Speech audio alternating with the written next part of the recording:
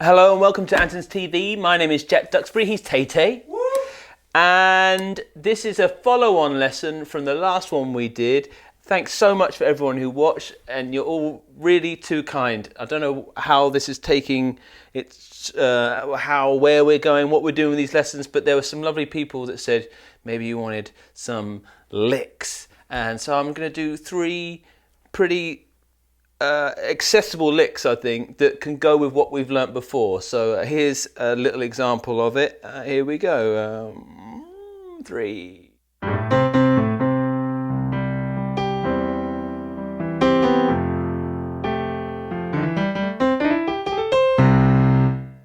Let's learn. There are 3 licks in there, believe it or not. Always a quick recap. In that last lesson, we learnt about the power of the squib. We learnt that we can hit these little nubbins. Up and down. We brought back that shape, which I've done lots on before, where we can hold this simple shape, index finger on C, third finger on D, thumb on G, octave G. If you can't do that, again, move your seat over. Don't get all kind of crooked up there.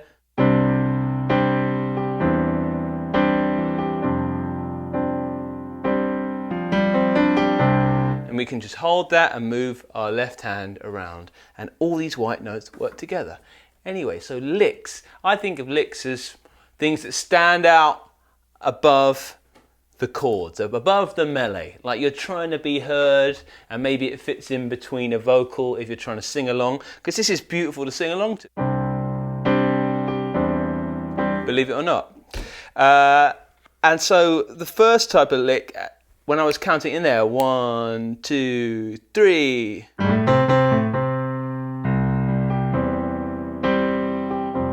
It's a nice one to get into things. And believe it or not, if you play guitar, this is using the pentatonic. Oh, I don't want to talk about theory, but it's really, if you've heard like penta, evil things, pentagrams, 5, all that stuff, just 5 notes. And what's cool is when we're in C, let's do a little bit on the pentatonic. We're in C, it's the pentatonic in C.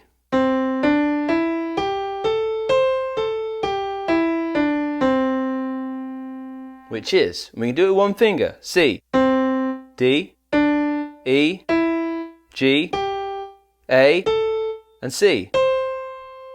The way I think about it is like a guitar player, which is, I'm playing C major, and if I want to play the pentatonic, I'll move my hand back 3 frets. So if you play guitar, you know what I'm talking about. But what I think of is when I'm in C major, I go down 3 notes, 1, 2, 3, to A. And to me, the pentatonic makes a lot more sense thinking of it with my thumb around A. So I go A, C, D, E, G. Now, they're the same notes, but like here, you heard how broken, this F gets in the way a bit. When you've got your thumb here, you've got a lot under your hand. A bit the same idea of, instead of playing C there, we've moved our fulcrum to here. God, I'm using loads of posh words like fulcrum, but don't worry about it. Anyway, these are the notes. And the lick we're going to play is actually using those notes. So it goes. And we're going to take our right hand first and let's learn it. So we're going to put our thumb on G, and what I like to think of is where we're going, what notes we're going to use. And we're only going to use these 3 notes. We're going to use G, A, and C. And without any funny business, it's going to go. You might be able to just go along with that, but I'll play it really slow before I do it note by note. And the order of things is thumb on G, then index on A, middle finger on C. We're not moving any of the notes, so our hand is right there. We go back to our index finger, back to our third finger. Very slowly.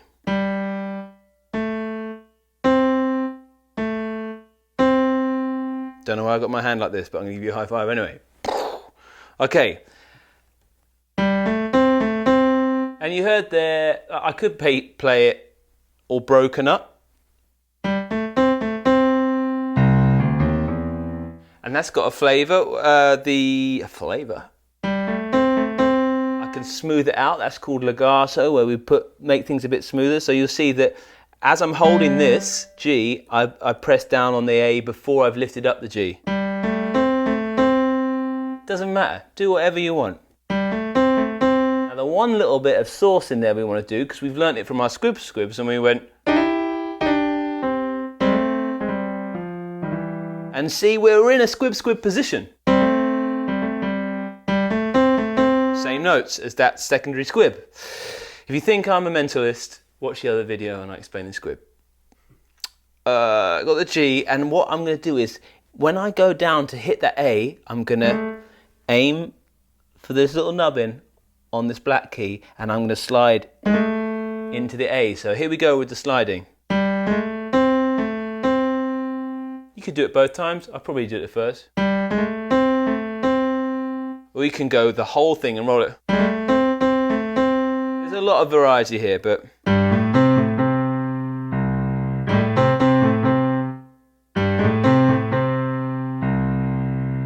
I'm really terrible at playing the same thing over and over again, but that's your choice. These are licks. You're going to put your own flavour in. And you can hear, to give it a more intro-y type feel, maybe a more Nora Jonesy type sound, is I'm doubling it up with my left hand. If this is too crazy, don't worry about it. But all I think about it, I don't do this too often, but I think it suits this lick, is I go down the octave. So instead of having my thumb on the G, I've got my middle finger in my left hand on the G, index on the A, thumb on the C, and it'll sound like this.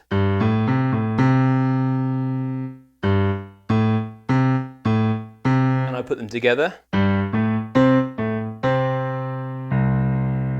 in time and space, 3, 1, 2, 3.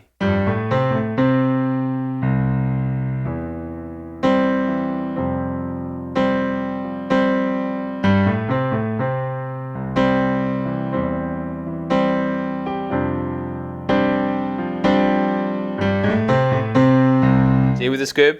You can do it both times. And we're in. And this shape, I could just park it. So I play the lick with the right hand. This is probably, if you're thinking, oh, it's all a bit much, this is the way to go. This is the version. Actually,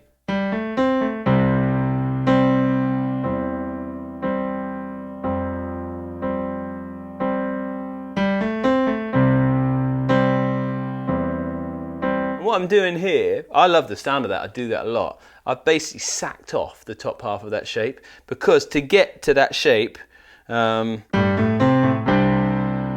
doesn't work harmonically as well. It just doesn't sound right, does it? What I'm doing there is pulsing. I call it pulsing in whatever tempo I want to be in.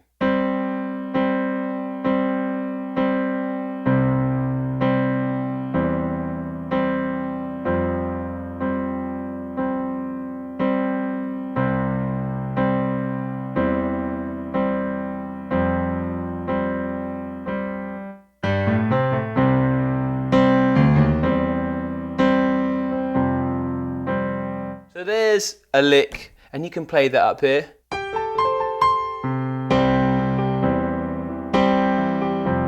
And in that intro, we're going to go into the next one, which is one of my absolute favourites, and I stole it from, I don't even call it a lick, but it's in a song. There's a beautiful DVD from James Taylor called One Man Band that you've got to go watch. Larry Goldings is the best piano player in the world, in my opinion, along with Bruce Hornsby. Him and Larry are just fighting it out in the clouds like gods all the time, like killing each other with chords, and beautiful playing. And there's this moment, like right towards the end, they've gone around it, and very similar voicings the whole time.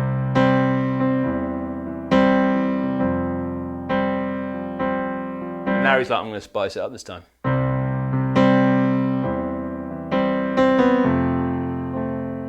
That's all it is. It's just a little 3-note thing.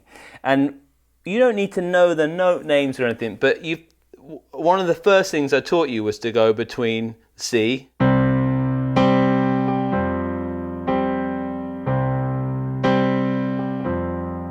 and F.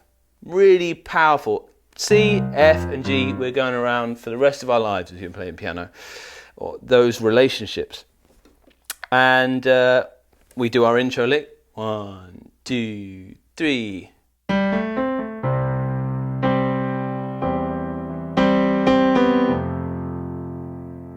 And what I think about when I fit that little lick in, before I tell you the notes, is whenever I'm going to an F, I could probably always do it. Or whenever I'm going to the 4 chord, if you understand the number system, I can always fit that in. And I'm just not really thinking about time, just about crowbarring in. Almost sometimes the later you leave it, the more emotional it feels.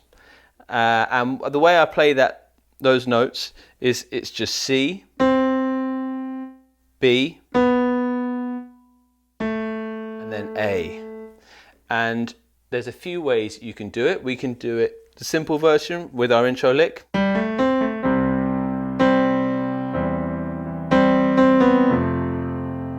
So I'm just pulsing.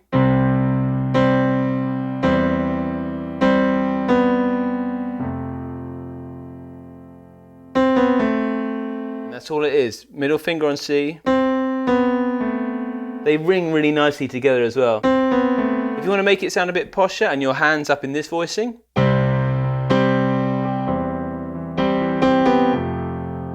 I keep my pinky parked up here and I'm going, and I do it all with one finger.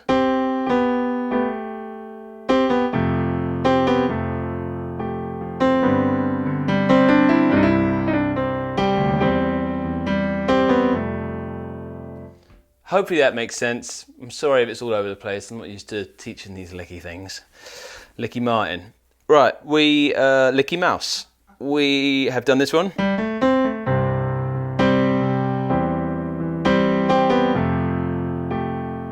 And then the last one I came up with was... Now, before we go there, if you watch my other video on the squibs, we are just going to follow the same hand positions, but going up. So I'm thinking thumb on D, thumb on G, thumb on D, thumb on G. That's what I'm thinking in my brain, because I'll play it very slowly and then I'll explain it.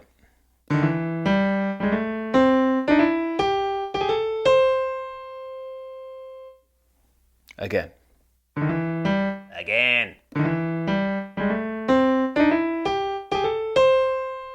Now in the same hand positions, squibs. And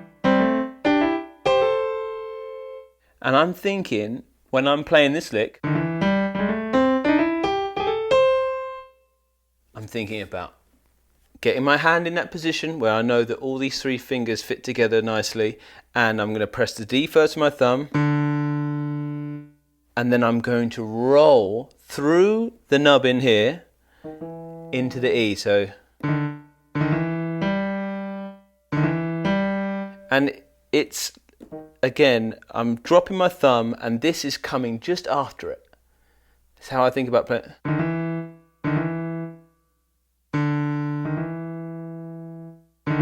But they happen almost clippity-clop at the same time. My hand is going down. They're not too, it's not, which is cool. You can break it up, but the fluidity and to fit it in quickly, if you can learn to do it all at once. And so I push through this note, 3rd finger on G, and then I move my thumb up to that G, G, A flat, A and C, up to D. So I've just repeated the same thing, but I'm moving up in these 2 spots. Look at where my fingers are, over D, E and G. Then I move to my fingers over G, A and C. And I repeat that. And you can go up the whole keyboard.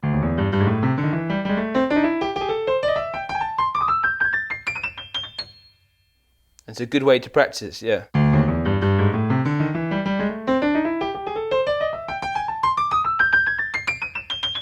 But back to that style we were doing. Swinging it a bit there. In context. So our intro lick.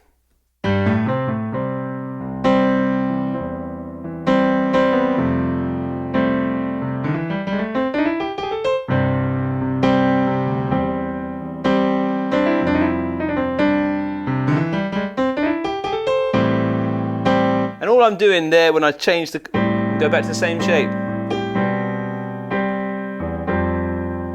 Maybe another, I think probably the next video I do, I'll show you some really easy going. I've been saying that all these work, but there are a few that sound really nice together. There are just a few combinations of these white buttons that sound really sweet together. So let's just go through the 3 licks again. It doesn't have to be an intro, but it's a nice intro if you went. And then we're pulsing away. You can do it with the octaves. The slide.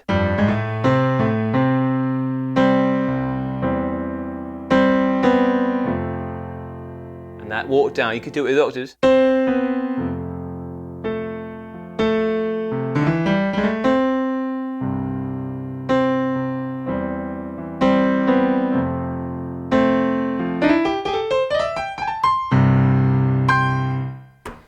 I won't keep going round and round because I think you can slow the video down and the chapters are there.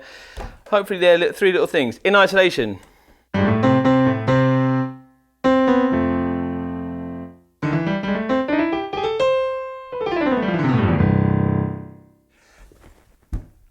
hoping these make sense.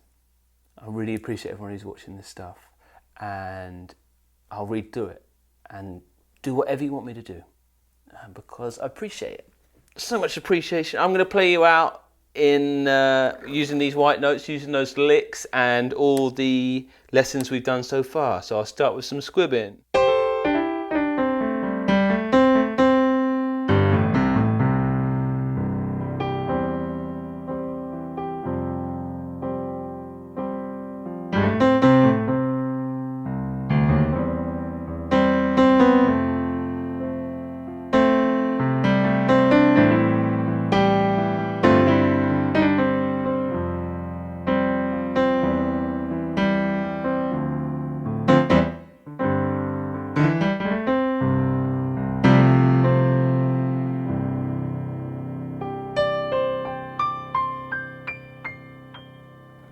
All of that shape, get it in your brain and have lots of fun. Let's go to lunch, tay tay.